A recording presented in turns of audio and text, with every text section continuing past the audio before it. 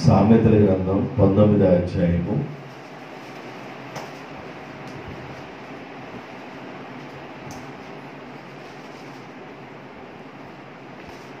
సామెతల గ్రంథం 19వ అధ్యాయము 8వ వచనం. బుద్ధి సంపాదించుకునేవాడు తన ప్రాణమునకు ఉపకారి. చాలు. చదువుబడిన లేఖనంలో బుద్ధిని సంపాదించుకొనుట,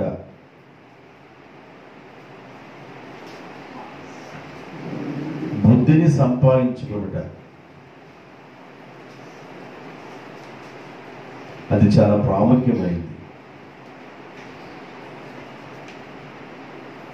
బుద్ధి లేకపోతే కలిగే నష్టాలు చాలా ఘోరంగా ఉంటాయి. బుద్ధిని సంపాదించుకుంటే కలిగే లాభాలు చాలా ఎక్కువగా ఉంటాయి. జ్ఞాని అయిన సొలొమోను సామెతల గ్రంథాన్ని రాస్తూ అంటాడు, 4వ అధ్యాయం 7వ వచనంలో, జ్ఞానము సంపాదించుకొనుటయే జ్ఞానమునకు ముఖ్యాంశము. నీ సంపాదనంతా ఇచ్చి బుద్ధిని సంపాదించుకొనుము. అంటే బుద్ధి అనేది అంత ప్రాముఖ్యమైంది. బుద్ధి అనేది చాలా ప్రాముఖ్యమైంది. బైబిల్లో మనం చూస్తాం, బుద్ధి కలిగిన కన్యకలు, బుద్ధి లేని కన్యకలు అని. బుద్ధి కలిగిన కన్యకలు తమ దివిటీల్లో నూనెను, అలాగే తమ బుడ్డిల్లో నూనెను దాచుకున్నారు. బుద్ధి లేని కన్యకలు బుడ్డిల్లో నూనె దాచుకోలేకపోయారు. అంటే దాని అర్థం ఏంటంటే, ఒక రోజు రాబోతుంది, పెళ్లి కుమారుడు అంతఃపురం నుంచి వస్తాడు, నేను పెళ్లి కుమారుడు ఉన్న స్థలానికి నేను వెళ్ళాలి కనుక నేను బుడ్డిలో నూనెను దాచుకోవాలి అనే జ్ఞానం కలిగి ఉండటం అనేది ప్రాముఖ్యమైంది.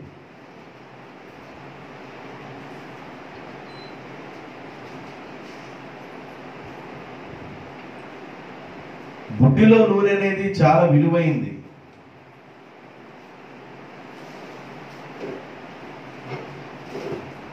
బైబిల్లో రాయబడింది, జ్ఞానుల ఇంట విలువ గల ధనమును నూనెయు ఉండును. జ్ఞానుల ఇంట విలువ గల ధనం ఏంది, నూనె ఏంది? విలువ గల ధనం ఏంది, విలువ లేని ధనం ఏంది? ధనంలో విలువైంది, విలువ లేనిది. డబ్బే కదా. అంటే విలువ గల ధనం అంటే దాని అర్థం వేరు, ఆధ్యాత్మిక అర్థం వేరు. దేవుని యొక్క వాక్యాన్ని విలువ గల ధనము అంటారు. దేవుని యొక్క వాక్యము అపరంజి వంటిది, మేలిమి బంగారం కంటే కోరదగినది, రత్నాల వంటివి, ముత్యాల వంటివి. ఈ భూమి మీద శ్రేష్టమైన విలువైన వాటన్నిటితో వాక్యము పోల్చబడింది. కాబట్టి వాక్యమును సంపాదించుకోవటం విలువ గల ధనం. విలువ గల ధనమును నూనెయు జ్ఞానుల ఇంట ఉండను. జ్ఞానం లేకపోతే నూనె దాచిపెట్టుకోలేము. నూనె అనేది చాలా ప్రాముఖ్యమైంది. నూనె పరిశుద్ధాత్మ గుర్తు. నూనె లేని వాళ్ళు ఏమన్నా విడవబడ్డారు, నూనె ఉన్నవాళ్ళు ఎత్తబడ్డారు. నీ సంపాదనంతా ఇచ్చి బుద్ధిని సంపాదించుకోనము. బుద్ధి అనేది చాలా ప్రాముఖ్యమైందని వాక్యం సెలవిస్తుంది. కొన్ని విషయాలు నేను మీకు చెప్పాలని ఆశపడుతున్నాను. పౌలు గారు కొరింథీ సంఘానికి ఉత్తరాన్ని రాస్తూ, లేఖనములు కూడా యుగాంతమందు మనకు బుద్ధి కలగటానికి చెప్పబడిందని 10వ అధ్యాయం 11వ వచనంలో రాయబడింది. మొదట కొరింథీయులకు రాసిన పత్రిక 10వ అధ్యాయము 11వ వచనం. ఈ సంగతులు దృష్టాంతరముగా వారికి సంభవించి యుగాంతము, మనము యుగాంతంలో ఉన్నాం, యుగాంతమందున్న మనకి బుద్ధి కలుగుటకై వ్రాయబడి ఉన్నవి. ఇంతకుముందు ఉన్నవారు ఎలాగున్నారు, యుగాంతంలో మనం ఎలా ఉండాలో బుద్ధి కలగటానికి వ్రాయబడి ఉంది లేఖనం. అందుకని బుద్ధిని సంపాదించుకోండి. బుద్ధిని సంపాదించుకున్నవాడు తన ప్రాణమునకు ఉపకారి. నీ సంపాదన అంతా ఇచ్చి బుద్ధిని సంపాదించుకో. లేఖనం ఏం చెబుతుందంటే యుగాంతమందు మనకి బుద్ధి కలగటానికి లేఖనాలు రాయబడి ఉన్నాయి. ఈ బుద్ధి అనేది మనకి ఎక్కడ దొరుకుతుంది? బుద్ధి అనేది మనకి ఎక్కడ దొరుకుతుంది? శ్రేష్టమైన బుద్ధి అనేది ఎక్కడ దొరుకుతుంది? పౌలు గారు కొలస్సీ సంఘానికి రాస్తూ 2:3 ఒక మాట చెప్తాడు. బుద్ధి, జ్ఞానము, సర్వ సంపద యేసు యందే గుప్తమై ఉన్నవి. బుద్ధి జ్ఞానము ఎక్కడ దొరుకుతాయంటే యేసయ్యలోనే దొరుకుతాయి. బుద్ధి మనకి కలగాలంటే యేసయ్య దగ్గరికి రావాలి. యేసయ్యలో మంచి బుద్ధి దొరుకుద్ది.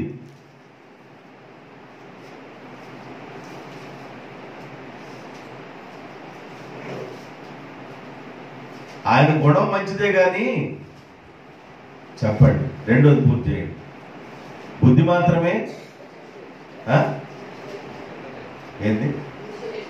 గుడిసేట్ అంటే ఏంది?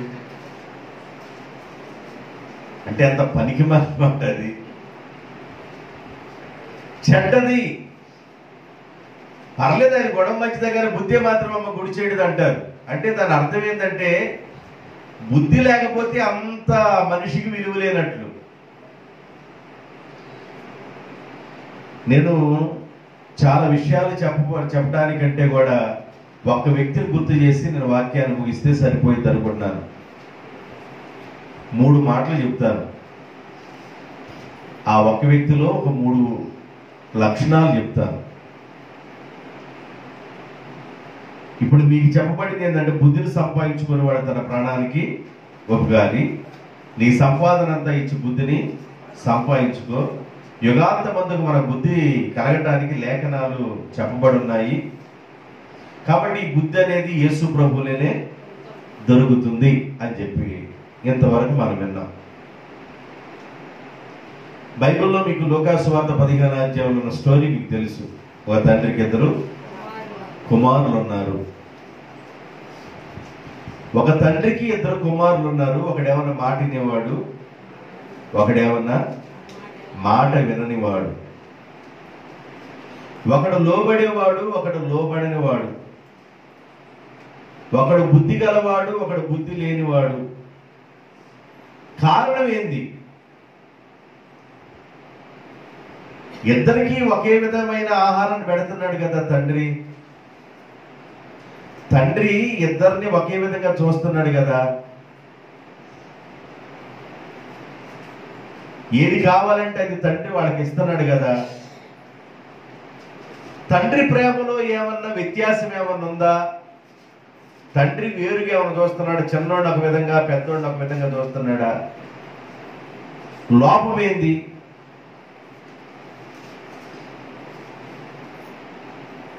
చిన్నోడు మాట వినకుండా పోవటానికి, చిన్నోడు ఇల్లు వదిలిపెట్టిపోవటానికి, చిన్నోడు చెడిపోవటానికి, చిన్నోడు దూరం వెళ్ళిపోవటానికి, చిన్నోడు ఆస్తిని పంచుకొని ఉండటానికి, చిన్నోడు తండ్రి మాట కూడా లెక్క చేయకుండా ఉండటానికి కారణం ఏమై ఉంటుంది? కారణం ఏమై ఉంటుంది? బుద్ధిమాలిన వాళ్ళతో స్నేహం చేశాడు. ఎవరితో స్నేహం చేశాడు? బుద్ధి లేని వాళ్ళతో స్నేహం చేశాడు. మన స్నేహితులను బట్టి మనల్ని అంచనా వేస్తారు. బుద్ధి లేని వాళ్ళతో స్నేహం చేశాడు. జ్ఞానం లేని వాళ్ళతో స్నేహం చేశాడు. తండ్రి అంటే భయం లేని వాళ్ళతో స్నేహం చేశాడు. లెక్క జమ లేని వాళ్ళతో స్నేహం చేశాడు. వీడికి కూడా అదే లక్షణాలు వచ్చేసినాయి. నీ స్నేహాన్ని బట్టి నీ జీవితం బాగుపడుతుందా, చెడిపోతుందా? నీ స్నేహం మీద ఆధారపడుతున్న స్నేహం అంతా చాలా ప్రాముఖ్యమైనది, గుర్తుపెట్టుకోండి. నీ స్నేహితులను బట్టి నువ్వు చెడిపోవడానికి అవకాశం ఉంది, నువ్వు బాగుపడటానికి అవకాశం ఉంది.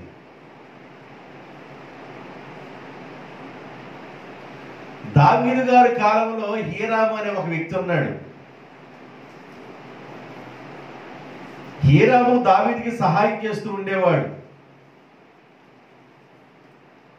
దావీదు గారు చనిపోయిన తర్వాత తన కుమారుడైన సొలొమోను రాజయ్యాడని విషయాన్ని తెలుసుకొని ఉత్తరాన్ని రాస్తాడు హీరాము. అయ్యా, నీ తండ్రికి నేను మంచి స్నేహితుడను, నీ తండ్రికి నాకు మంచి సంబంధాలు ఉన్నాయి, నువ్వు దేవాలయం కడుతున్నావని నాకు తెలిసింది, నీ దేవాలయానికి కావలసిన కలపంతా నేను పంపిస్తా, మాకు కావలసిన ఆహార పదార్థాలు మీరు పంపించండి.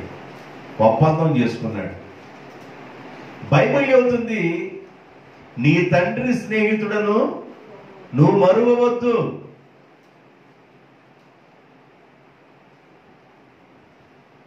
హీరాము యొక్క స్నేహం సొలొమోనుకి ఆశీర్వాదకరంగా మారింది. ఒక్కొక్కరి స్నేహము నీ జీవితాన్ని చెరిపివేస్తుంది. ఒక్కొక్కరి జీవితాన్ని స్నేహమే నాశనం చేస్తుంది. స్నేహము డెవలప్ చేసింది, స్నేహము నాశనము చేస్తుంది. కానీ బైబిల్ చెబుతుంది, భూమి మీద ఎవరైనా స్నేహితులు ఉన్నారు అంటే ప్రాణం పెట్టిన యేసయ్య తప్ప మంచి స్నేహితుడు భూమి మీద చాలా అరుదు. బైబిల్ అదే చెబుతుంది. ఆయన నిజమైన స్నేహితుడు, ఆయన మన కోసం ప్రాణం పెట్టాడు. దేవునికి స్తోత్రం. ఆయన నిజమైన స్నేహితుడు, ఆయన మన కోసం ప్రాణం పెట్టిన స్నేహితుడు. కనుక యేసయ్యతో స్నేహం చేయడం నేర్చుకోవాలి. ఏందబ్బాయి, ఏంది అలవాటు చేస్తున్నాడు?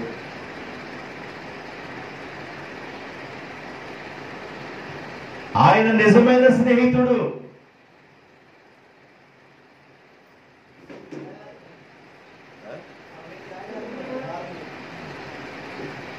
మనం ఆరాధించే దేవుడు నిజమైన స్నేహితుడు. ఈ పిల్లవాడు యొక్క జీవితం నాశనం కావడానికి, మారిపోవడానికి, అస్థిరుడైపోవడానికి, కరువులోనికి వెళ్ళిపోవడానికి, దుర్వ్యసనాలకు వెళ్ళడానికి చాలా రీజన్స్ లేకపోలేదు. ఒక మనిషి చెడిపోవడానికి చాలా కారణాలు ఉంటాయి. ఒక మనిషి బాగుపడటానికి కూడా కారణాలు ఉంటాయి. లూకాసు సువార్త 15వ అధ్యాయం 17వ వచనం. అయితే బుద్ధి వచ్చినప్పుడు, ఈ పాయింట్ నేను ఆఖరిలో చెప్పాలి, ఆయన గుర్తు చేస్తున్నాను. అయితే బుద్ధి వచ్చినప్పుడు వాడు నా తండ్రి యొద్ద ఎంతో మంది కూలివాళ్ళు అన్నము సమృద్ధిగా దొరుకుచున్నది, నేనైతే ఇక్కడ ఆకలితో చచ్చిపోవచున్నాను. అతనికి ఆ స్థితి రావడానికి గల కారణం ఏంది? బుద్ధి వచ్చిన తర్వాత బుద్ధిని సంపాదించుకొని వాడు తన ప్రాణమునకు ఉపకారి. నీ సంపాదనంతా ఇచ్చి బుద్ధిని సంపాదించుకో. యుగాంతమందు మనకి బుద్ధి కలగటానికి లేఖనాలు రాయబడి ఉన్నాయి. బుద్ధి అనేది యేసు ప్రభువుననే దొరుకుతుందని మీకు చెప్పాను. తప్పిపోయిన కుమారుడికి బుద్ధి వచ్చిన తర్వాత అనేది నేను ఫైనల్లో చెప్పాలి. కానీ తను తప్పిపోవడానికి గల కారణం, మొట్టమొదటి కారణం ఏంటంటే స్థిరత్వం లేక తండ్రితో ఉన్న బంధాన్ని తెంచేసుకున్నాడు. ఏం లేదంట తనలో స్థిరత్వము. ఎలా స్టాండ్ అవ్వాలి అనేది తనకు అర్థం కావట్లా. నేను ఎలా నిలబడాలి అనేది అర్థం కావట్లా. ఎలా స్టాండ్ అయితే నేను స్థిరుడుగా ఉంటానో తనకు అర్థం కావటంలా. అర్థం కానివాడితో స్నేహం చేస్తున్నాడు. స్థిరత్వం లేదు.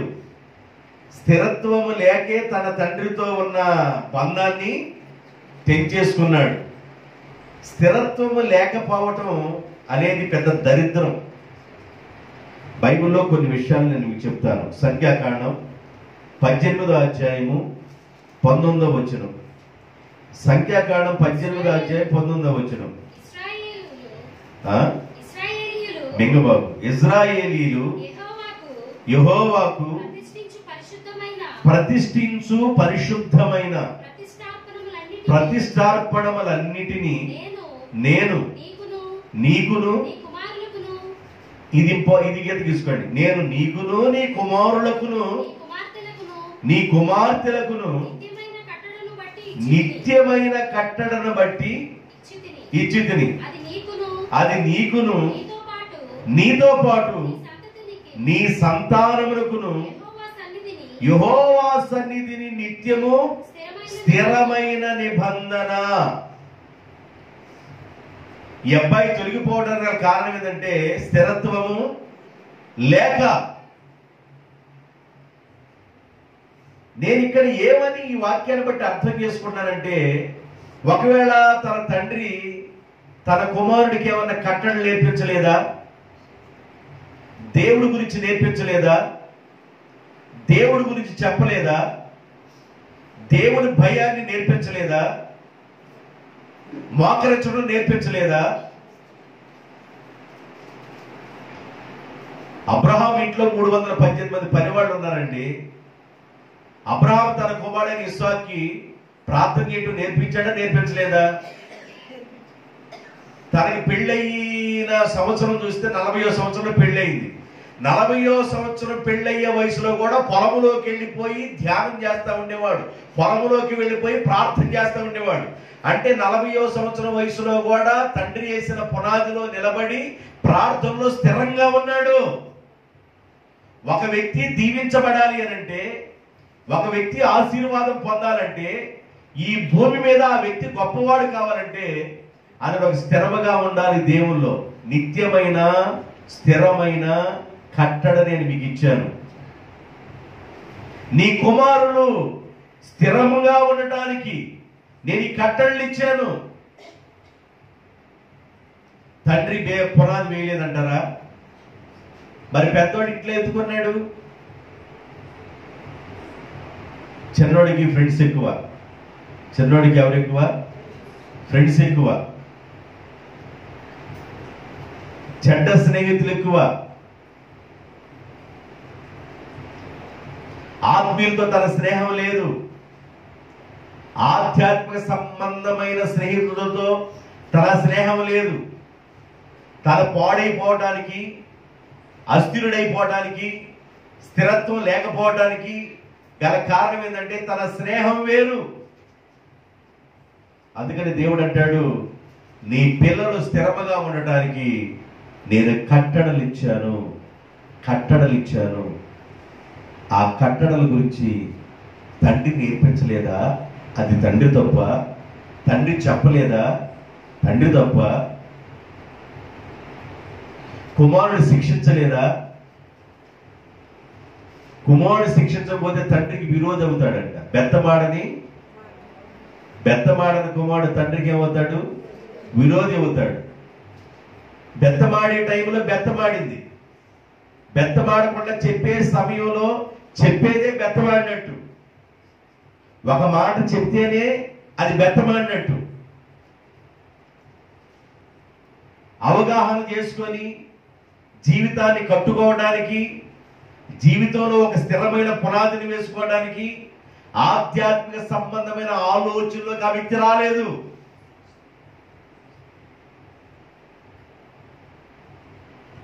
తండ్రితో సంబంధాన్ని తెంచుకునే అంత స్థితి వెళ్ళిపోయాడంటే, స్థిరత్వం లేనివాడుగా అయిపోయాడంటే, తన స్టేజీ ఎంతకు వెళ్ళిపోయిందో మనం ఆలోచించేయాలి. నేను విజయవాడ నుంచి వస్తున్నాను. బస్సులో ఉన్నా. బస్ స్టాండింగ్లో ఒక ఆడామి ఒక అతని కాలర కొట్టుకొని ఈడుచుకొని వస్తుంది. నేను ఎక్కిన బస్సులో పోయి ఈడుచుకొచ్చింది. నేను చూసి చూడనట్టుగా అసలు ఏం జరుగుతుంది, ఈడుచుకొచ్చింది భర్త లేకపోతే అసలు ఎవరు ఏందని నేను చూస్తా ఉన్నా. రే చెప్పరా, నిజం చెప్పకపోతే నీ అంత తేలుస్తాను, నా భర్త ఎక్కడ ఉన్నాడు చెప్పరా అంటున్నా అండి. వాడు మంచి కైలో ఉన్నాడు, ఎవరు లాక్కొచ్చినాడు. ఈ విషయాలను నాకు అర్థమైపోయి నేను అడిగా, ఏందమ్మా అని.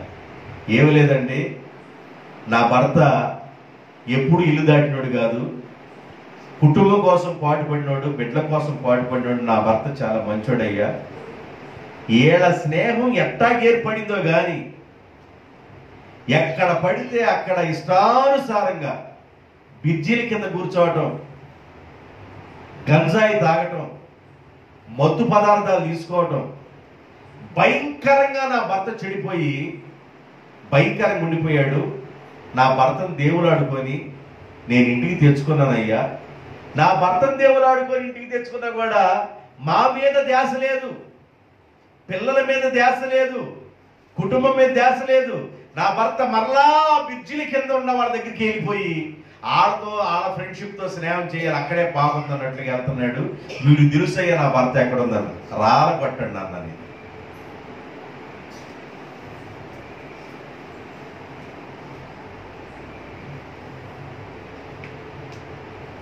కుటుంబంతో బంధాన్ని తెచ్చుకొని వెచ్చనివిడిగా తిరిగి వాడితో స్నేహానికి వెళ్ళడానికి ఏంటంటే కారణం, తనకు అలవాటైన చెడ్డ లక్షణాలు, తనకు అలవాటైన మత్తు పానీయాలు, తనకు అలవాటైన గంజాయి, భయంకరమైన డ్రగ్స్ అలవాటు చేసుకున్నాడు. ఆ డ్రగ్స్ లో తన ఊహాలోకంలో తేలిపోయి ఈయనే రాజు అయినట్లుగా, అతిలోక సుందర దిగొచ్చినట్లుగా ఫీల్ అవుతూ ఉండేవాడు అనమాట. అక్కడక్కడే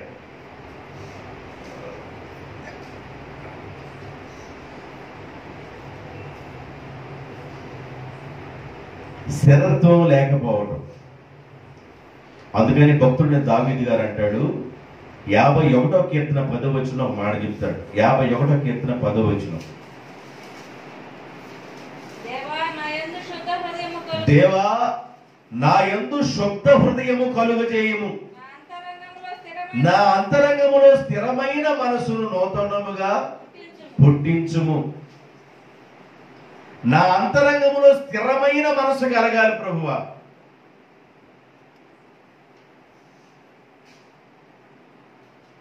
ఒక స్థిరమైన మైండ్ కలిగిన వాడుగా నేను ఉండాలి. నేను చంచలుడిగా ఉండకూడదు, ఏదో అలల్లాగా ఉండకూడదు, ఆటుపోటుల్లాగా ఆలోచినట్టుగా మళ్ళీ వెనక్కి వెళ్తున్నట్టుగా, ఆలోచినట్టుగా వెనక్కి వెళ్తున్నట్టుగా, అలాగే చంచలుడిగా నేను ఉండకూడదు. నా అంతరంగంలో, నా లోపల ఒక స్థిరమైన మనసు నాకు దయచేయను ఆయన, నన్ను స్థిరపరచు. భూమి మీద దేవుడు స్థిరపరచడానికి ఇష్టపడుతున్నాడు. జాగ్రత్తగా వినాలి. ఈ రాత్రి శ్రద్ధగా దేవుని మాటలు వినండి. భూమి మీద దేవుడు ప్రతి మనిషిని స్థిరపరచడానికి ఇష్టపడుతున్నాడు. సౌలుతో అదే కదా దేవుడు అంది, సౌలా నా ఆలోచన వేరు కదా, నేను ఎన్నో చేయాలనుకున్నాను, నీ రాజ్యాన్ని స్థిరపరిచి, నిన్ను స్థిరపరిచి ఎన్నెన్నో ఆశీర్వాదాలు ఇవ్వాలనుకున్నా, అయితే నువ్వు నా మాట వింటా. నువ్వు స్టాండర్డ్ లేని వ్యక్తిగా ఉన్నావు, స్థిరత్వం లేని వాడుగా ఉన్నావు. అందుకని భక్తుడు ఏమని ప్రార్థన చేస్తాడంటే, నా అంతరంగంలో స్థిరమైన మనస్సును నాకు పుట్టించుము. తప్పిపోయిన కుమారుడు దూరదేశం వెళ్ళడానికి, తండ్రితో బంధం తెచ్చుకోవడానికి గల కారణం ఏంటంటే స్థిరత్వం లేకపోవుట. ఏమి లేకపోవుట? స్థిరత్వము లేకపోవుట. సామెతల గ్రంథం 8వ అధ్యాయము 18వ వచనం, 8వ అధ్యాయం 18వ వచనం. అమ్మా, ఐశ్వర్యము, ఘనత, స్థిరమైన కలిమియు నీతియు నా యొద్ద ఉన్నవి. ఒరే బాబు, మీరు గాని నా మాట వింటే ఐశ్వర్యం నా దగ్గర ఉంది, ఘనత నా దగ్గర ఉంది, స్థిరంగా ఉండే కలిమి. లేమి వేరు, కలిమి వేరు. స్థిరముగా ఉండే సంపద, నీతి నా దగ్గర ఉంది. మీరు నా మాట వింటే స్థిరముగా ఉండే కలిమిస్తా, నేను మీకు ఘనతనిస్తాను. ఇంకేమిస్తాడంటే దేవుడు ఐశ్వర్యాన్ని కూడా ఇస్తాడు. ఈ స్థిరత్వం అనేది ఎవరికి ఉండదో ఈ 1వ పాయింట్లో ఇంకొక మాట చెప్తాను. స్థిరత్వం అనేది ఎవరికి ఉండదంటే సామెతల గ్రంథం 15వ అధ్యాయం 7వ వచనం. సామెతల గ్రంథం 15వ అధ్యాయము 7వ వచనం. జ్ఞానుల పెదవులు తెలివిని వెదజల్లును, బుద్ధి లేని వారి యొక్క మనసు స్థిరముగా ఉండదు. బుద్ధి లేకపోతే నీ మనసు స్థిరముగా ఉండదు. తప్పిపోయిన కుమారుడు దూరదేశం వెళ్ళిపోయి దుర్వ్యాపారం చేసి పాడైపోవడానికి గల కారణం ఏంటంటే బుద్ధి లేకపోవుట. కారణం ఏంది? బుద్ధి లేకపోవుట.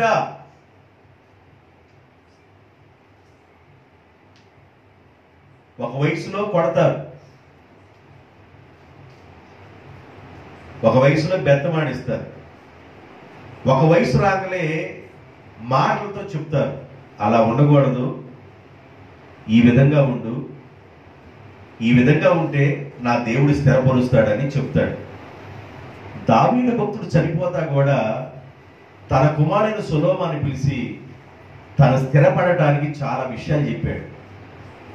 నువ్వు జాగ్రత్తగా ఉండు, నన్ను ఆశీర్వదించిన దేవుడు నిన్ను కూడా ఆశీర్వదిస్తాడు. మోషే కూడా యెహోషువకు చెప్పాడు, నేను ఎలా అయితే ధర్మశాస్త్రాన్ని అనుసరించి నడిచానో నువ్వు కూడా అలాగే నడిస్తే నీ మార్గమందు నీవు వర్ధిల్లుతావు. ఆత్మ సంబంధంగా ఉన్న తండ్రులు ఆత్మ సంబంధంగా ఉన్న పిల్లలకు చెప్పారు, కన్నా తల్లిదండ్రులు పిల్లలకు కూడా స్థిరంగా ఉండటం కోసం చెప్పారు. అవగాహనలో లోపం, అర్థం చేసుకోవటంలో లోపం. అర్థంగానే నువ్వు చేసుకున్నట్లయితే నువ్వు స్థిరపడతావు. నువ్వు స్థిరపడ్డావంటే ఐశ్వర్యం నీ దగ్గరికి వస్తుంది, ఘనత నీ దగ్గరికి వస్తుంది, స్థిరమైన కలిమి కూడా నీ దగ్గరికి వస్తుంది. స్టాండ్ అవ్వాలి. 10 రోజులు ఒక పని చేస్తారు. ఒక్కొక్కళ్ళు మనం అబ్జర్వేషన్ చేస్తుంటే 10 రోజులు ఒక పని చేస్తారు. ఈ పని బాగా, ఆ పనిలో సక్సెస్గా ఉండదు, మళ్ళీ ఇంకొక 10 రోజులు ఇంకో పని చేస్తారు. అదే ఇది కూడా బాగా, ఇంకో 10 రోజులు వెళ్ళి ఇంకో చోట వేలు పెడతారు. అది కూడా బాగా, ఇంకో 10 రోజులకి వెళ్ళి ఇంకో చోట వేలు పెడతారు. వాళ్ళ దగ్గరికి వెళ్ళి అడిగితే ఏమంటారు, ఏమని చెప్తా, అయ్యా ఉద్యోగానికి అప్లై చేసినప్పుడు దేనికి మరి అప్లై చేస్తున్నాం కదా ప్రైవేట్ జాబులకి, మరి పలానా కంపెనీ చేశారు, ఆ కంపెనీకి వెళ్ళి వచ్చి 10 రోజులు చేశారు కానీ అంతగా బాగాలేదండి. విప్రో కంపెనీ ఒకటి ఉంది, మరి దానికి కూడా వేలు పెట్టేసి వచ్చా, 15 రోజులు చేశా. మహేంద్ర టెక్ ఒకటి ఉంది, దానికి కూడా టెక్లో కూడా వేలు పెట్టేసి వచ్చా, అది ఒక 20 రోజులు చేశా, దాంట్లో కూడా పీక్ వచ్చా. యువతలో తెలిసినోడి కంపెనీలని చెప్పాడు, ఆయన కూడా ఏలు పెట్టి కంపెనీలని చెప్పాడు. ఈయనకి తెలిసిన కంపెనీలని చెబితే ఆయన కూడా ఏలు పెట్టి వచ్చిన కంపెనీలని చెప్పాడు. ఏ కంపెనీలో స్థిరంగా, మరి ఏ కంపెనీలో స్థిరంగా లేకపోతే సర్టిఫికెట్ ఆడిస్తారు. ఒక 2 సంవత్సరాలు నువ్వు చేస్తే మా కంపెనీలో 2 సంవత్సరాలు సీనియారిటీ ఉందని ఒక సర్టిఫికెట్ ఇస్తే 18,000 శాలరీ ఉన్న నిన్ను వేరే కంపెనీ తీసుకొని ఒక 20,000 శాలరీ ఇచ్చి ఆ సర్టిఫికేట్ ప్రకారం ఈ ప్రమోషన్ ఇస్తారు. నువ్వు ఎక్కడ స్థిరంగా లేకపోతుంటవి. స్థిరత్వం అనేది ఒక మనిషి జీవితంలో రావాలి. ఈ పిల్లోడు స్థిరత్వాన్ని కోల్పోయి తండ్రితో ఉన్న సంబంధాన్ని తెంచుకున్నాడు, స్థిరత్వం లేకపోవడానికి కారణం ఏంటంటే బుద్ధి లేకపోవట. స్థిరత్వం లేకపోవడానికి కారణం ఏంటి? బుద్ధి లేకపోవట. ఒకవేళ స్థిరత్వంగానే ఉన్నట్లయితే ఐశ్వర్యము, ఘనత, స్థిరమైన కలిమి నీ దగ్గరికి వస్తుంది. నెంబర్ 1 ఒక పాయింట్ చెప్పారు. నెంబర్ 2, అతడు తప్పిపోవడానికి గల కారణం ఒకటి స్థిరత్వం లేకపోవడం. ఎలాగైతే వాళ్ళ నాన్న దగ్గర నుంచి ఆస్తిని పంపకాలు చేసుకొని వాటా మొత్తం తీసుకొని వెళ్ళిపోయాడు, దూరదేశం వెళ్ళిపోయాడు. దూరదేశం వెళ్ళిపోయి ఏం చేశాడు? దుర్వ్యాపారము. ఏం చేశాడంట?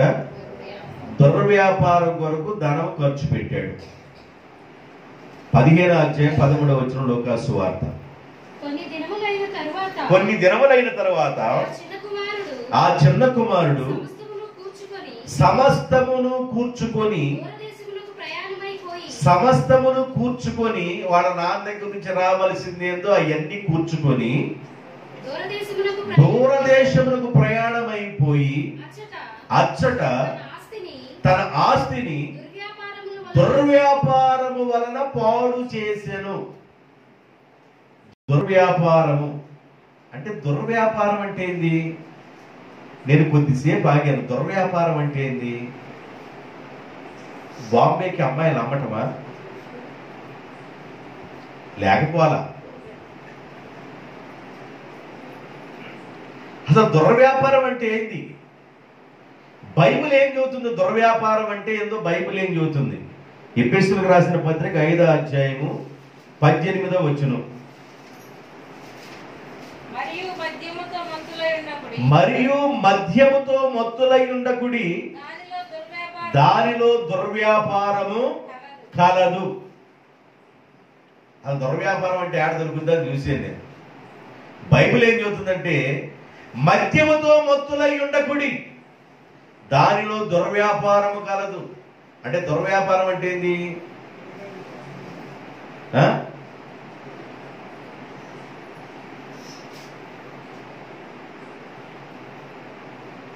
తాగటమే దుర్వ్యాపారం.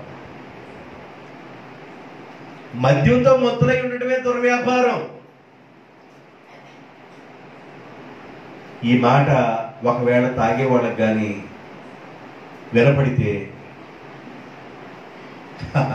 దానిలో ఉన్న పస్స నీకేం తెలుసు పాస్టర్ గారు? అది ఉంటే చాలు. ఏది ఉన్నా లేకపోయినా అది ఉంటే చాలు పాస్టర్ గారు. అదే నా పెళ్ళం. ఏది నీ పెళ్ళం? అదే నా పెళ్ళం, అదే నా బెల్లం, అదే నా ఇంగులిపై సింగులిపై, అదే నా తాలింపు దినుసు. అది లేకపోతే నేను ఉండలేను పాస్టర్ గారు. ఏమ్మా అంటే ఎవరు లేకపోయినా ఇది లేకపోతే ఉండలేరంట. నాలుక లాగుతుండిద్దంట.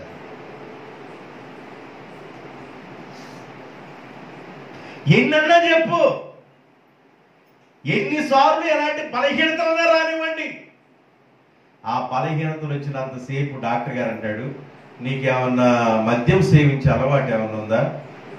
ముందు సార్ అప్పుడప్పుడు ఫంక్షన్లు అప్పుడు మాత్రమే కొంచెం సేవిస్తుంటాను. ఫంక్షన్ల మీద కుదులుతాడు. రోజు ఫంక్షనేగా. అయితే డాక్టర్ గారు అంటారు, నువ్వు అది తాగుతూ నేను ఇచ్చే బిళ్ళగా వేసుకుంటే నువ్వు టపా పడతావు అంటాడు. బిళ్ళలు వేసుకున్న 4 రోజులు టపా పట్టకుండా అవుతాడు. బిళ్ళలు వేసుకోవటం అయిపోయిన తర్వాత, కాస్త ఊపిరి వచ్చిన తర్వాత, నడవటానికి ఓపిక వచ్చిన తర్వాత, నరాల్లో సెలాయిన్లు ఎక్కిన తర్వాత, మనిషి స్టాండర్డ్గా నిలబడిన తర్వాత మళ్ళీ స్టార్ట్ చేస్తాడు. దాన్ని దుర్వ్యాపారము అన్నారు. ఎన్నన్నా చెప్పి కొంతమందికి గోడ మీద వర్షం చుక్కలు పడ్డట్టే, ఏనుగు మీద వర్షం చుక్కలు పడ్డట్టే. బైబిల్లో ఉన్న విషయాన్నే చెబుతున్నా నేను. ఈ పిల్లవాడు ఎక్కడికి వెళ్ళిపోయాడంట? దూరదేశం వెళ్ళిపోయి దుర్వ్యాపారం చేయటం ప్రారంభించాడు. మత్తు పానీయాలకు అలవాటైపోయాడు. అక్కడ అయ్యాడా, ఎక్కడే అయ్యాడంటే ఇక్కడ ఉండగానే అయ్యాడు. డైలీ తనకి పేమెంట్ రావట్లా. రే రోజు డబ్బులు ఏందిరా? 200 చాలు, 200 చాలు, నీకు దండం పెడతా, నా 2 చేతులు ఎత్తి దండం పెడతా, 200 చాలు. ఈరోజు 200, రేపు 200, 10 రోజులు 200, 11 రోజులు లేవురా, 2 చేతులు ఎత్తి దండం పెడతా, 200 చాలు. ఆ దండం ఏందో దేవుని పెట్టకూడదు మా గురించి.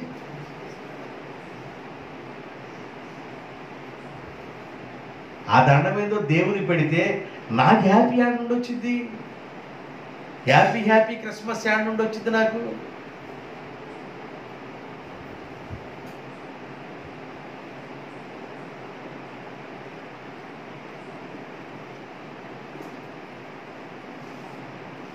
లక్షలు నాశనం అయిపోతాయి హాస్పిటల్లో. అది దాని దగ్గర నుంచి బయటకు వచ్చిన తర్వాత ఒక నెల రోజులు అట్లా ఉండి మళ్ళీ స్టార్ట్.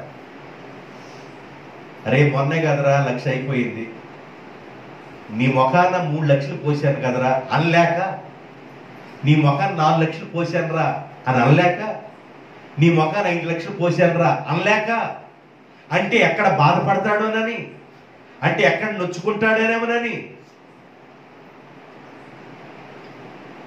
అది వద్దబ్బాయ్ అని చెప్పిన మొద్దబ్బాయి సెంటర్కి వెళ్ళిపోయి కూర్చొని, వద్దని చెప్పిన మొద్దబ్బాయి సెంటర్లో కూర్చొని ఎక్కడ కూర్చుంటే బాగుంటుంది. ఇలా ప్లేసులు భలే ఉంటాయి,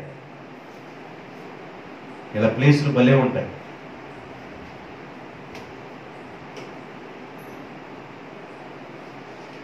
కావలసిన అందుబాటులో ఉన్న ప్లేసులు ఎన్నుకుంటారు. సమాధుల దగ్గర 2 కుర్చీలు ఉన్నాయి, హిందువులు కాల్చే సమాధుల దగ్గర 2 కుర్చీలు ఉన్నాయి.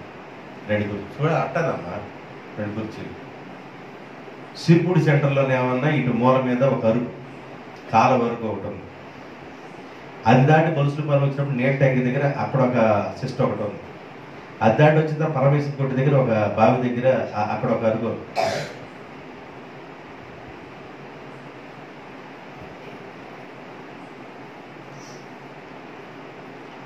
ఏందంటే ఇది ఏంది? దుర్వ్యాపారం. ఏ వ్యాపారం? నాశనం చేస్తున్నాడు డబ్బు మొత్తాన్ని నాశనం చేస్తున్నాడు. ఎంత నాశనమైన పర్లా నేను హ్యాపీగా ఉండాలి, నేను హ్యాపీగా బతకాలి, నా బతుకంతా హ్యాపీగా వెళ్ళాలి. మేసపెట్ట చుట్టుకుంటా చచ్చిపోతా కూడా కళ్ళు తిరిగి చచ్చిపోతాను, ఇట్ట చూస్తాను పోతాను, కళ్ళని మూసిపోరా కదా, ఇక్కడ చూస్తాను పోతాను.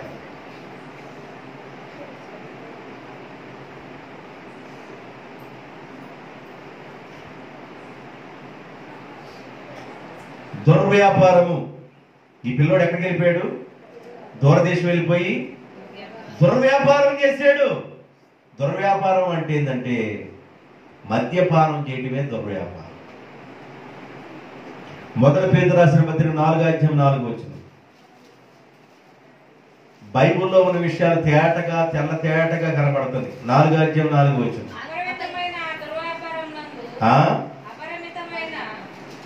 అపరిమితమైన ఆ దుర్వ్యాపారమందు తమతో కూడా ఆ దుర్వ్యాపారంలో లేకుండా మీరు కొంతమంది ఉన్నారే, దుర్వ్యాపారం చేసే వాళ్ళతో పరిగెత్తకుండా ఉన్నందుకు మిమ్మల్ని దూషించుతున్నారు. ఒకసారి నాకెళ్ళి చూడండి.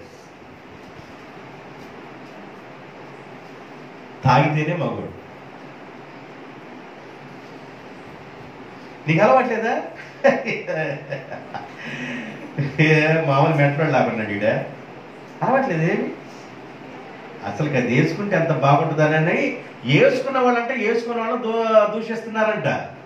మందు వేసుకున్న వాళ్ళు, దుర్వ్యాపారం చేసేవాళ్ళు, దుర్వ్యాపారం కోసం పరిగెత్తకుండా ఉంటారే, అలాంటి వాళ్ళంట దూషిస్తున్నారంట దుర్వ్యాపారం చేసేవాళ్ళు.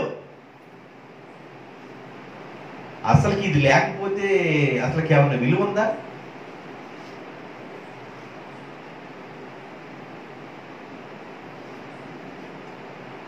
దారిలో ఉన్న విలువ ఎవరికి తెలుసా? అబ్బాయి పుడితే ఫంక్షను, అబ్బాయి పుట్టినరోజుకి ఫంక్షను, 6వ నెలలో ఫంక్షను, 2 సంవత్సరాలకు మరి 2వ సంవత్సరం అయితే ఫంక్షను, 3వ సంవత్సరం అయితే ఫంక్షను, ఆ తర్వాత అమ్మమ్మ వెళ్ళిపోతే ఫంక్షను. ఈలోపు అమ్మమ్మ వెళ్ళిందిగా, ఈ ఫంక్షన్ చేసుకుంటుండగా అమ్మమ్మ వెళ్తే ఫంక్షను, తాతయ్య ఏడుస్తుంటే ఫంక్షను, తాతయ్య వెళ్తే ఫంక్షను. అన్ని ఫంక్షన్లో ఈ ఫంక్షన్ లేకపోతే ఫంక్షనే లేదు.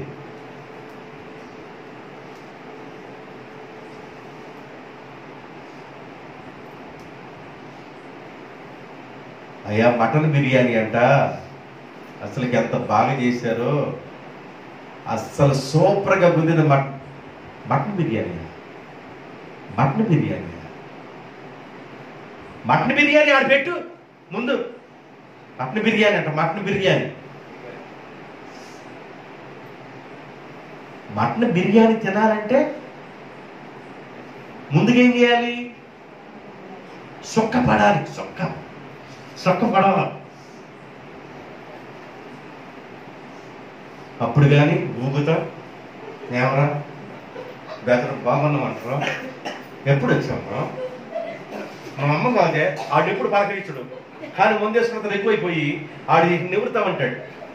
బాగున్నామంటారా? బాగున్నామంట. వెళ్ళిపోయి గొర్రెలు కట్టేసిన దొడ్లో పడ్డాడు. అంటే గొర్రెలు కట్టేసిన దొడ్లో పడితే గొర్రె అన్ని వేరుజనక పప్పులు ఎత్తగాయి. గొర్రెసి అన్ని ఎట్ట ఉంటాయి అనుకున్నారు? వేరుజనక పప్పులాగే ఉంటాయి. ఇక కూర్చొని అక్కడ కూర్చొని వేరుజనక పప్పులు అనుకుంటాడు. వేరుజనక పప్పులు అనుకుని కొట్టుకున్నాడు.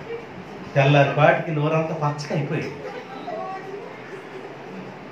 నోరంతా పచ్చగా అయిపోయింది. కొత్త పంచి నాశనమైంది, కొత్త సొక్క నాశనమైంది. వెళ్ళేటప్పుడు కొత్త పంచ, కొత్త సొక్క నాశనం అయిపోయి తెల్లారి పాటికి నోరంతా పసరేసిపోయింది. ఏరుజనకాయ పప్పులు తిని. ఏమంటే అన్నం ప్లేట్ అక్కడండి ఏడ కలుపుతున్నావా? అన్నం ప్లేట్లో కలపండి. ఒక్కో భార్యకి ఎంత ప్రేమ మొగుడంటే.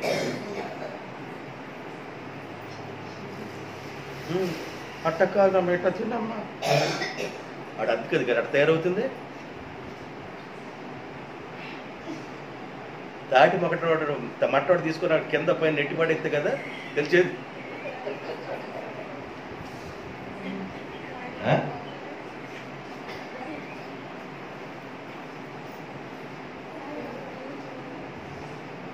దుర్వ్యాపారముకి పరిగెత్తలేదనంట. మనుషుల్ని ఏం చేస్తున్నారు? వాళ్ళు దూషిస్తున్నారంట. ఏం చేస్తున్నారు? వీడి సీన్ లేదండి, వీడి సీన్ లేదు, వీడికి ఇంట్లో లైసెన్స్ లేదు, వీడికి లైసెన్స్ లేడు, వీళ్ళంతా లైసెన్స్ ఉన్నవాడు.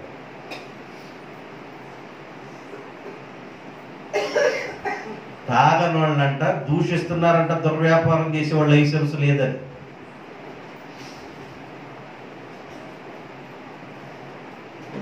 ముందు ఎక్కువైపోయిన తర్వాత డాబా మీద తాగారనుకోండి, ఎక్కడి నుంచి నేను దూకుతా ఎక్కడి నుంచి దూకితే చచ్చిపోతావురా, దొంగబాకరా, తప్పు తాగిన ఉంటాడు ఆళ్ళు. దూకితే చచ్చిపోతారా? తెల్లారి మీ అమ్మకి చెప్పాలి నేను ఎడిచి దూకుతా.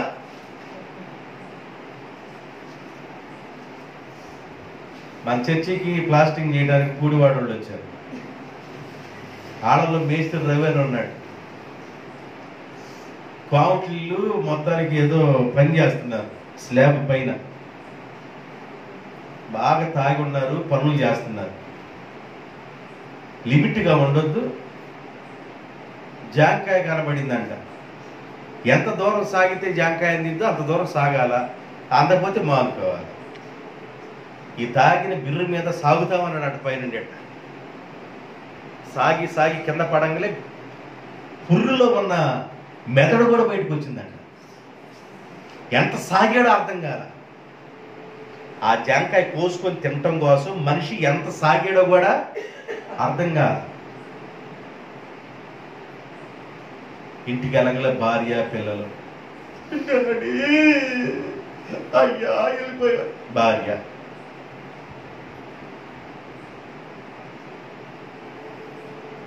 చన్నాచాడో మొన్నాచాడో కుటుంబాన్ని పోషిస్తున్నాడుగా, చిన్నపిల్లలు వదిలిపోయి వెళ్ళిపోయాడు.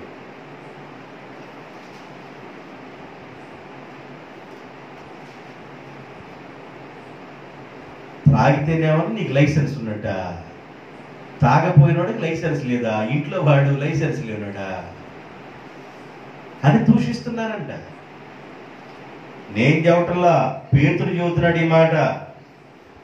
పేతురు చెబుతున్నాడు ఈ మాట 4:4 మొదటి పేతురులో. మీకు 2 మాటలు చెప్పారు. బుద్ధి లేని కుమారుడు తప్పిపోయి వెళ్ళడానికి గల కారణం ఏంటంటే స్థిరత్వం లేక తండ్రితో సంబంధాన్ని తెచ్చుకున్నాడు. రెండోది, దుర్వ్యాపారం చేయడం కోసం డబ్బు తీసుకెళ్లి దూరదేశం వెళ్ళిపోయి దుర్వ్యాపారం చేస్తూ ఉన్నాడు. మూడో విషయం, కరువు వలన నీచ స్థితికి వచ్చాడు. నీచమైన స్థితి. నేను 3 మాటలే చెప్పాలనుకున్నా. నీచమైన స్థితి, కరువు వలన నీచమైన స్థితికి దిగజారిపోయిన వ్యక్తి. 15-16 లోకాసు వార్త. వాడు పందులు తిను పొట్టుతో తన కడుపు నింపుకొన ఆశపడెను గాని ఎవడును వారికి ఏమీ ఇయ్యలేదు. కరువు వలన నీచమైన స్థితికి దిగజారిపోయిన తప్పిపోయిన కుమారుడు. తన చేతిలో డబ్బులు బాగా ఉండటం చూసి ఎవడు లెక్క చేయట్లా. డబ్బులు బాగా ఉండటం చూసి ఎవడు లెక్క చేయట్లా. అసలు నువ్వంటే ఎంత, నీ కథ ఎంత, అసలు నువ్వెంత, నువ్వు బిసాది ఎంత అనే కోణంలో ఉండిపోయాడు. బాగా దూరదేశం వెళ్ళిపోయాడు, చెప్పేవాళ్ళు లేరు. అక్కడ ఫ్రెండ్స్ ఎక్కువైపోయారు. ఏళ్ళలో ఒక నీతి ఉంది, ఒంటిగా కొంతమంది తాగరు. అన్నా నాన్న రేపు నువ్వు పంపిద్దులేరా, నలుగురు 5 పోపెట్టడం, తాగటం, మొత్తం ఈ పనులన్నీ చేసుకుంటూ వచ్చాడు. డబ్బు బాగుంది. ఇప్పుడు డబ్బు బాగుంది ఎవరి చేతిలో? తప్పిపోయిన కుమారుడి చేతిలో డబ్బు బాగుంది. దేవుడు దాన్ని చూశాడు. నాకెలా చూడండి, జాగ్రత్తగా. దేవుడు ఆ విషయాన్ని చూశాడు. ఈ డబ్బులను బట్టే ఎంత విరమిగుతుంది. అసలు మనీ లేకుండా చేస్తే, ఈ కరువులు పట్టిస్తే, ఒకళ్ళు అంటారు 100 రూపాయలు చూసి నేను 2 రోజులు అయింది అంటాడు. ఒకడు 100 రూపాయలు చూసి 2 రోజులు అయిందంటే చిక్కిపోయావా? 100 రూపాయలు చూసి 2 రోజులు అయిందంటే చిక్కిపోయావా నువ్వు? అందుకని దేవుడు చూస్తాడు. దేవుడు చూస్తాడు.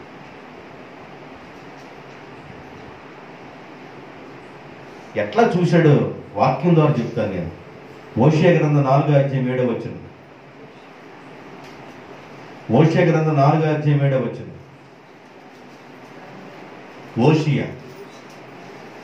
మోషే అన్నట్టుందా?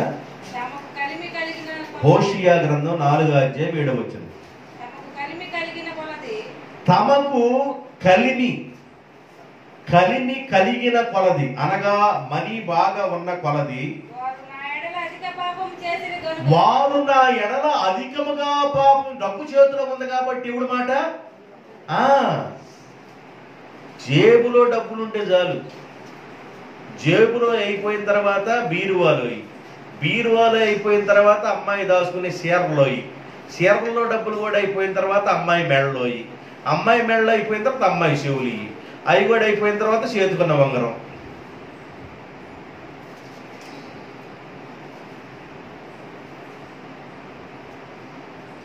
కలిమి కలిగిన కొలది వారు నా ఎడల అధిక పాపము చేసిన గనుక వారి ఘనతను నీచ స్థితికి మార్చుదును. కరువు వలన నీచమైన స్థితికి దిగజారుట. 3వ పాయింట్ చెప్తున్నాను. కరువు వలన నీచ స్థితికి దిగజారుట. దేవుడు ఏం చేశాడు చూడండి. ఇక్కడ దేవుడు ఒక మనిషిని జోక్యం చేసుకుంటే ఎలాగుంటుంది. నీచ స్థితికి దిగజార్చిన అక్కడికి వెళ్ళిపోయి మళ్ళీ పశ్చాత్తాపడి దేవాన్ని అరిస్తే ఆయన ప్రేమ కలిగినాడు కదా, మళ్ళా నాయనా అని పిలుస్తున్నాడు, తండ్రి అని పిలుస్తున్నాడు. ఇప్పుడు పిల్లోడు తప్పు చేశాడండి, వాడు 4 దెబ్బలు వేసాం, ఆ తర్వాత మళ్ళీ వచ్చి ఏడిచాడు, మళ్ళీ తండ్రి ఏం చేస్తాడు? క్షమిస్తాడుగా. తండ్రి హృదయం వేరు కదా. తండ్రి ఏం చేస్తున్నాడు ఇక్కడ? కలిమి కలిగిన కొలది వారు నా ఎడల అధిక పాపము చేశారు. అంటే ఈ తప్పిపోయిన కుమారుడు డబ్బు బాగా తీసుకెళ్ళాడు కాబట్టి, డబ్బు తీసుకెళ్ళాడు, చేతిలో డబ్బు ఉంది కాబట్టి దేవుని మాట కూడా వినకుండా అధిక పాపం చేస్తూ ఉన్నాడు. వారి ఘనతను నీచ స్థితికి మార్చుదును. ఇప్పుడు దేవుడు ఏం చేశాడు? అయ్యయ్యో ఎదులుడా భోలపోయెను. ఇప్పుడు ఏమైపోయింది? జేబులు ఖాళీ ఆయను. సినిమా పాట అది. అయితే వినండి, ఏమైపోయింది ఇప్పుడు? చేతుల డబ్బులు, జేబులు ఖాళీ అయిపోయింది. డబ్బులు అయిపోవటానికి, జేబులు ఖాళీ అయిపోవటానికి తన దుర్వ్యాపారమే కారణం. దేవుడు దాన్ని చూశాడు. వీడి డబ్బులుంటే వీడి మాట వినడు, డబ్బులుంటే వీడి మాట వినడు. డబ్బులు లేకపోతే మంచం దగ్గర కొంతమంది మంచం మీద పడుకో, ఏమే చిత్తపడి పచ్చడైనా మంచం మీద చేసారా? ఏమంటే మంచం మీద దిగి కొద్ది ఊర్లో ఉన్న గాలి కోసం, ఇప్పుడు నేను గాలి పోసుకునే స్థితిలో లేను. నేను గాలి పోసుకోండి, ఇంట్లో ఫ్యాన్ అందాక వేడి గాలి వస్తుంది కదా, ఈ గాలి పొద్దాక నేను అసలు తిరగను. చేతిలో డబ్బులు ఎప్పుడైతే వచ్చినాయో ఫ్యాన్ లేదు, గాలి లేదు, ఊరి మీద పడిపోయి తిరగండి. చేతిలో డబ్బులు రావటం నచ్చు, అస్సలు ఎవడ పట్టుకోలేడు కాదు. డబ్బులు లేకపోతే నేను మంచం మీద నుంచి 4 రోజుల దగ్గర కిందకి జ్వరం వచ్చినాడు పడుకుంటారు మంచం మీద. డబ్బులు గారి చేతులు రాగలే ఎంత స్పీడ్గా నరాలు కూడా ఎంత స్పీడ్గా పనిచేస్తాయి అనుకున్నారు? 2 కిలోమీటర్ల అవసరం దొరికిద్ది అనగలే. 2 కిలోమీటర్ల 2 నిమిషాలు నడవను నేను, 2 నిమిషాలు నడవను నేను. అంతకుముందు ఏమండి ఊళ్ళోకి వెళ్ళి చిన్న అబ్బాయి కొట్టి దగ్గర కొద్దిగా అమ్మో ఊళ్ళో దాకా చిన్న అబ్బాయి కొట్టి దాకా జేబులో డబ్బులు రాగలే. అంబేద్కర్ బొమ్మ దాటిన తర్వాత ఉందంటయ్యా ఆటోలు కూడా లేవంటున్నాయన. ఆటోలు లేకపోతే నాకు కాళ్ళు ఇవ్వలా దేవుడు.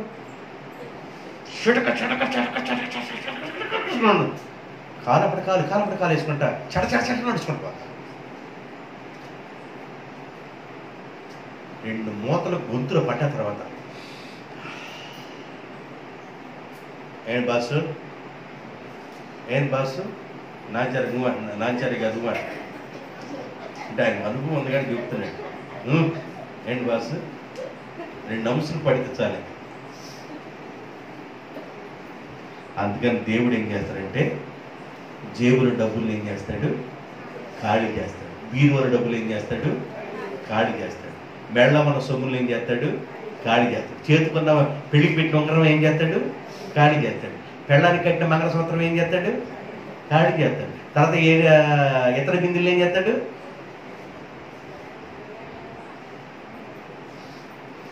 ₹3 పెట్టుకుని 3 రూపాయలు ఖర్చు పెట్టుకో, 3 రూపాయలు ఖర్చు పెట్టుకుని 4 రోజులు తప్పు తెచ్చుకుని 3 రూపాయలు.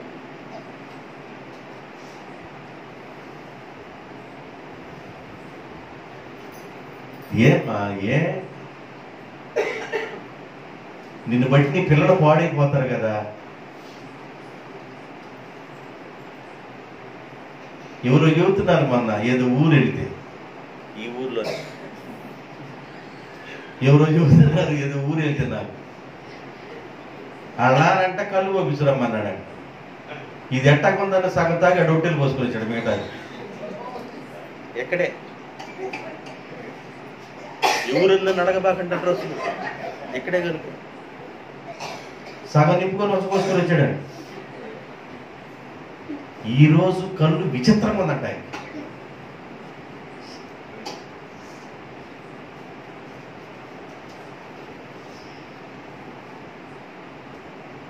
అందుకు దేవుడు ఏం చేస్తాడంటే కలిగిన కొలది వారు నా ఎడల అధిక పాపం చేస్తున్నారు కనుక వారి ఘనతను నీచ స్థితికి నేను మార్చుచున్నాను. అంటే జేబులు ఖాళీ చేస్తున్నాను, బీరువా ఖాళీ చేస్తున్నాను, చేతులకు రంగురాలు ఖాళీ చేస్తున్నాను, ఇవన్నీ నేను ఖాళీ చేస్తున్నాను. కారణం ఏంటంటే కలిగి ఉన్న కొలది వీళ్ళు నా మాట వింటలా.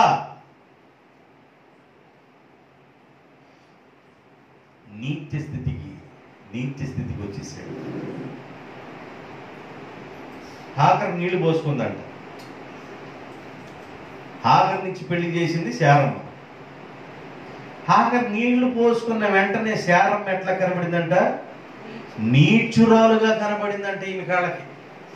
ఆదికాండం 16:4-5 వచ్చిన హాగర్ గర్భవతి అయ్యానని వాంతులు వస్తాయని తెలుసుకున్నప్పుడు హాగర్ యొక్క యజమానురాలైన శారాయి హాగర్ దృష్టికి నీచమైనదిగా కనబడింది. అసలు నీచ స్థితి అంటే ఏంటి? ఎంతకుముందు పైకి చెప్పుకున్నది. ఈమెకి ఆమె అలా కనబడిందంట. అప్పుడు ఏం చేసిందంటే, ఏమంటే హాగర్ నుంచి పెళ్లి చేసింది నేను, ఆమెకి ఏమన్నా నన్ను నీచంగా చూస్తుంది, ఆమెకి నువ్వు విడాకులు ఇవ్వాల్సిందే అన్నాను. నేను ఏమన్నానా? నీ చేతిలో ఉంది, నీ ఇష్టం ఏమని చేసుకో అన్నాడు ఆయన. నేల తీర్తి ఒకటి ఇచ్చి, అమ్మ నువ్వు ఇక్కడ పనికిరావు, నువ్వు వెళ్ళాల్సిందే అని పంపించేసింది పిల్లోడిని ఇచ్చి. ఆమె అప్పుడు ఏడ్చిందంట అరణ్యంలో అప్పుడు ఏడ్చింది. ఏనికిరా నాయన, నా యజమానురాల్ని నేను నీచంగా ఎందుకు చూశాను రా బాబు, నా కళ్ళకెందుకింత కావరం ఎక్కింది, నాకెందుకు వచ్చిన బాధ ఈ బాధ, నా యజమానురాల్ని నేను జాగ్రత్తగా చూసుకున్నట్లయితే ఆ ఇంట్లో కాస్త నాకు ఒక మొద్ద దొరికేది కదా అని అప్పుడు ఆలోచించిందంట. నీచమని స్థితికి వెళ్ళిన తర్వాత నీచమని స్థితిగా చూసింది శారమని, ఇవి నీచమని స్థితిలోకి వెళ్ళిపోయింది. ఈ కుమారుడు ఎక్కడికి వెళ్ళిపోయాడు? నీచమైన స్థితికి వెళ్ళిపోయాడు. తినటానికి ఆహారం కూడా లేదు, నీచ స్థితికి వెళ్ళిపోయాడు. నీచమైన స్థితి అనేది ఎలా వస్తుంది? నీచ స్థితి ఒకటి, మాట వినకపోవటం వలన, దుర్వ్యాపారం చేయటం వలన నీచ స్థితి వస్తుందని చెప్పారు. నీచ స్థితి అనేది ఇంకోటి ఎలా వస్తుంది? యాకోబు రాసిన పత్రిక 3:16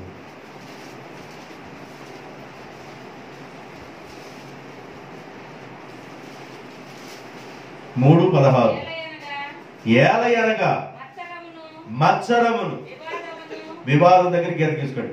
వివాదము వలన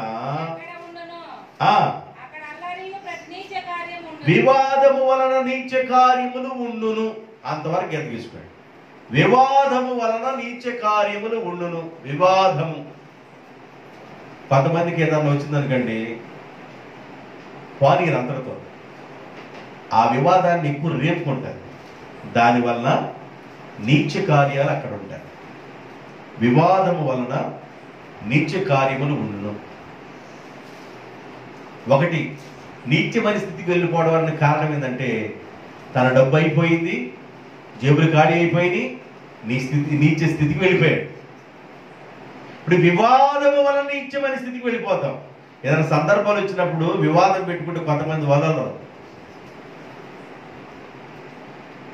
కొందరు మాట్లాడేటప్పుడప్పుడు అంటారు పల్లేరు కంపాయి ఇది అని. పల్లేరు కంపండి ఏంది? పల్లేరుకాయలు చేతులు పల్లేరుకాయలు కోసుకోవడానికి పెట్టండి అక్కడ. పల్లేరుకాయ అంటారా లేకపోతే రేకాయ గంప అంటారా? రేగి గంప. ఏళ్ళు పెట్టి బయటికి తీసుకెళ్ళావు, చెయ్యి పెట్టావా కంటలు చీల్చుకొని వస్తాయి. ఇక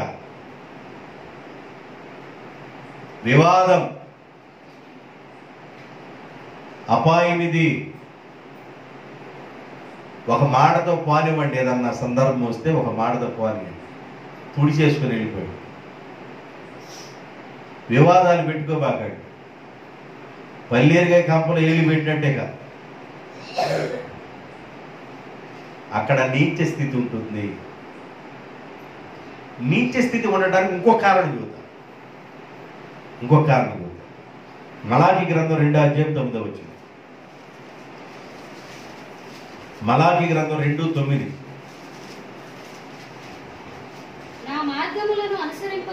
నా మార్గములను అనుసరింపక ధర్మశాస్త్రమును బట్టి విమర్శించుటలో మీరు పక్షపాతము చూపించేవాళ్ళు గనుక జనులందరి దృష్టికి మిమ్ములను తృణీకరింపదగిన వారిగాను నీచులుగాను చేసి ఉన్నాను. మీరు పక్షపాతం చూపించే బుద్ధి ఉంది కాబట్టి నేను మిమ్మల్ని నీచులుగా చేసి ఉన్నాను. పక్షపాత బుద్ధి ఉండకూడదు. దానివల్ల కూడా దేవుడు ఏం చేస్తాడంటే నీచ స్థితికి తోసేస్తాడు. పక్షపాతం. నా మాటల ముగింపులో చెప్తున్నాను, 3 మాటలు చెప్పాను. బుద్ధి లేని కుమారుడు, తనకి బుద్ధి లేకపోవడానికి కారణం ఏంటంటే స్థిరత్వం లేనివాడుగా తండ్రితో సంబంధాన్ని తెంచుకున్నాడు. దూరదేశం వెళ్ళిపోయి దుర్వ్యాపారం చేశాడు. 2వది. 3వది కరువు వలన నీచమైన స్థితికి వెళ్ళాడు. 3 పాయింట్లు చెప్పాను నేను. తండ్రిలో ఉన్న ప్రేమ కూడా చెప్పాలిగా. ఏం చెబితే లేట్ అయింది కాబట్టి నేను టూకీగా చెబుతాను, మీరు వినండి. పాపాన్ని గ్రహించి తండ్రి గొప్పతనను గుర్తించుట అంటే తన పాపాన్ని తను గ్రహించాడు. తప్పిపోయిన వాడు తండ్రి గొప్పతనాన్ని గుర్తించాడు. మంచి రోజులు వచ్చినాయి. 2వది తండ్రి దయను క్షమాపణను సంపాదించుకున్నాడు. 3వది అపరాధముల నుండి విడుదల పొందాడు. 4వది దండించని తండ్రి ప్రేమను పొందుకున్నాడు.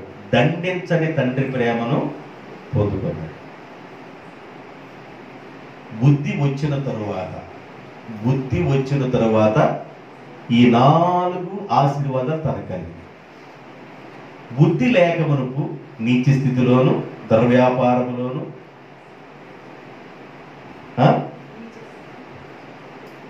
అస్థిరుడుగాను ఉన్నాడు. స్థిరత్వం లేనివాడు ఉన్నాడు. అందువల్ల బైబిల్ ఏం చెబుతుందంటే బుద్ధిని సంపాదించుకోను. బుద్ధిని ఎవడైతే సంపాదించుకుంటే తన ప్రాణంలో తానే ఉపకారం. నీ ఐశ్వర్యం అంతా ఇచ్చి బుద్ధిని సంపాదించుకోను. బైబిల్ లేఖనం ఏం చెబుతుందంటే యుగ సమాప్తి ఉందో మనకి బుద్ధి కలగటానికే చెబుతుంది. ఈ బుద్ధి అనేది క్రీస్తులోనే దొరుకుతుంది. కనుక ఈ విషయాన్ని గుర్తుపెట్టుకొని కాస్త బుద్ధి కానీ తెచ్చుకున్నట్లయితే మనం బాగుపడతాము. ఎక్కడ మనము దిగజారుతున్నామో, స్థిరత్వం లేకుండా, స్టాండర్డ్ లేకుండా ఎక్కడ ఉంటామో దాన్ని మనం సరి చేసుకొని మన జీవితాలను మెరుగుపరుచుకోవడానికి మనం ఒక స్టాండర్డ్ మార్గాన్ని ఎన్నుకోవాలి. ఈ కోణంలో ఉంటే నేను దేవునికి ఇష్టంగా ఉంటాను, నేను ఇలా నిలబడాలి ప్రభు కొరకని నువ్వు స్థిరంగా నిలబడినట్లయితే దేవుడు ఖచ్చితంగా నిన్ను, నీ కుటుంబాన్ని, నీ బిడ్డలను ఆశీర్వదిస్తాడు. దేవుడి మాటలు దీవించునుగాక. ఆమె తరలవచ్చండి. ప్రార్థన చేసుకుందాం. దయగలిగిన మా తండ్రి, కృపా సత్య సంపూర్ణమైన మా ప్రియ పరలోకపు దేవా,